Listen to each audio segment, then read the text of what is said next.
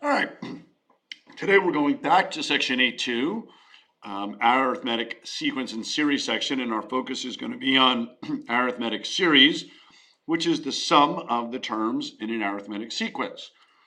So remember, our sum, S sub n, depending on how many terms, is n over 2 times the first term plus the nth term. Okay, so here we're going from 1 to 18, so this is the sum of the first 18 terms. So we need the first term, the 18th term, and we already know. So a sub 1, substituting 6 or 1 in for k in our formula, so we get 4. Now we need a sub 18. So 6 times 18, and 6 times 18 should be 108. Let's see, let's confirm. Yep. So 108 minus 2, 106. So now we'll use our formula, S sub 18, 18 over 2 times 4 plus 106. Okay, going back to our calculator, 18 over 2 is 9. That's 110. Oh, we don't need a calculator. So there's the sum of the first 18 terms in this sequence. The sequence being starting with 4 and adding 6 every time because that's our D, our common difference. And if I plug in 1, right, we got 4. So then it would be 10, 16, 22, etc., all the way up to 106. Okay, here's a little bit of a word problem. You earn $300 in the first week of your job and $50 more each week. How much do you earn in the first 10 weeks? So again, we're adding up, right? In the first week, we have 300, then we have 350, 400, 450, etc. Okay, so we're going to write a rule for this, and our rule will be 300, our first term, plus D, 50, and minus 1. And again, we're going back to our formula, so we need a sub 1 and a sub n. So a sub 1, we already know that's our first, that's 300. We're going 10 weeks, so a sub 10, 300 plus 50 times 10 minus 1. So hopefully this makes some sense, right? In 10 weeks, we will have 9 $50 raises, right? Because the first week is 300, we don't get a raise. So then for every week after that, there's our 10 minus 1 is 9, right? 450 plus 300. So in the 10th week, we'll be making $750. So our sum, S sub 10, 10 over 2, first term plus the nth term. So that's 5 times 1,050. So 5,250, and that's dollars for the first 10 weeks.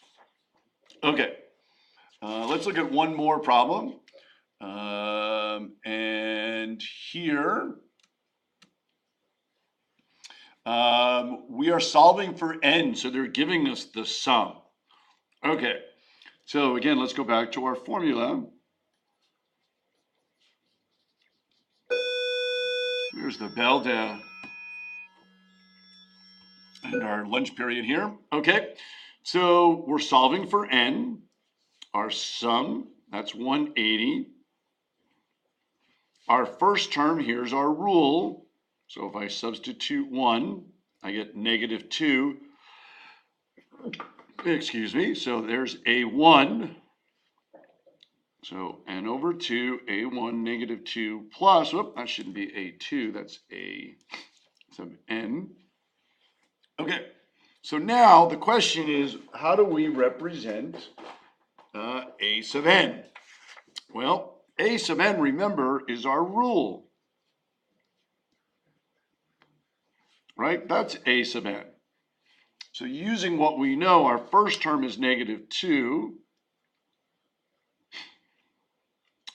Well, actually, we don't even need to write that because here's the whole rule, right? Negative 1. Let me get an eraser here. There we go.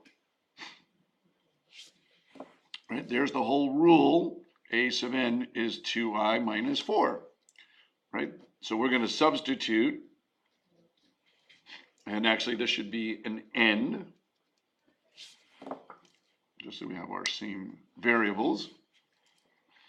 So we have 180 equals n over 2, combining like terms, 2n minus 6. I'll multiply both sides by 2.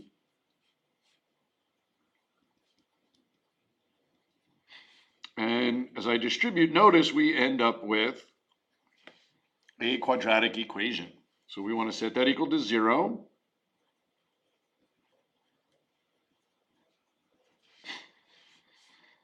I'm going to divide every term by 2.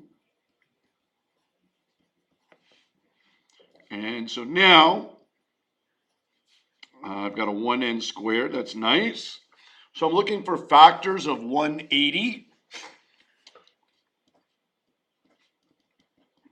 that also add up to negative 3. And that would be negative 15 and 12. So we have n minus 15 and n plus 12. Applying our zero product property, we get 15 and negative 12. Well, we know that our domain is the set of counting numbers, so we know negative 12 doesn't work, certainly doesn't make sense. So what we're saying here is, here's our sequence, here's the rule, right? The first term was negative 2. We keep adding 2 each time, then we have 0, then we have 2, then we have 4, etc. And if we add up the first 15 numbers in the sequence, we would add up to 180. All right, hope that helps, and we'll see you soon.